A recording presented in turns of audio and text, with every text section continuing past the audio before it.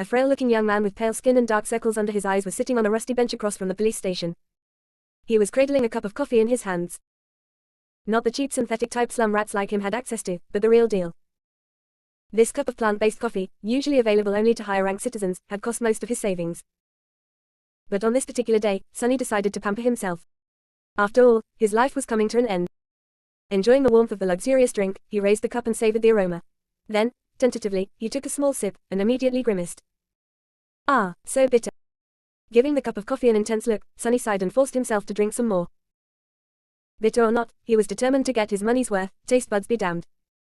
I should have bought a piece of real meat instead. Who knew actual coffee is so disgusting? Well, it's going to keep me awake, at least. He stared into the distance, dozing off, and then slapped himself in the face to wake up. TSK, what a rip-off. Shaking his head and cursing, Sonny finished the coffee and stood up. Rich people living in this part of the city were rushing past the small park on their way to work, staring at him with strange expressions. Looking haggard in his cheap clothes and from the lack of sleep, unhealthily thin and pale, Sonny was indeed out of his place here. Also, everyone seemed so tall. Watching them with a bit of envy, he tossed the cup into a garbage bin. I guess that's what 3 full meals a day would do to you. The cup missed the bin by a wide margin and fell on the ground. Sonny rolled his eyes in exasperation, walked over and picked it up before carefully putting it in the trash. Then, with a slight grin, he crossed the street and entered the police station.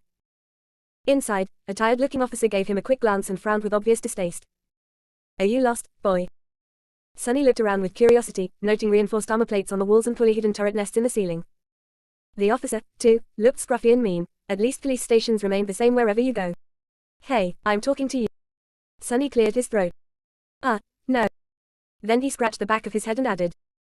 As demanded by the 3rd Special Directive, I am here to surrender myself as a carrier of the nightmare spell. The officer's expression instantly changed from irritated to wary. He looked the young man over once again, this time with piercing intensity. Are you sure you're infected? When did you start showing symptoms? Sonny shrugged. A week ago. The officer became visibly paler. Shit. Then, with a hurried motion, he pressed a button on his terminal and bellowed. Attention, code black in the lobby. I repeat, code black. The nightmare spell first appeared in the world a few decades ago. Back then, the planet was just starting to recover from a series of devastating natural disasters and subsequent resource wars. At first, the emergence of a new disease that caused millions of people to complain about constant fatigue and sleepiness did not attract a lot of attention. But when they started to fall into an unnatural slumber, with no sign of waking up even days later, governments finally panicked. Of course, by then it was already too late, not that an early response could have made any difference. When the infected started dying in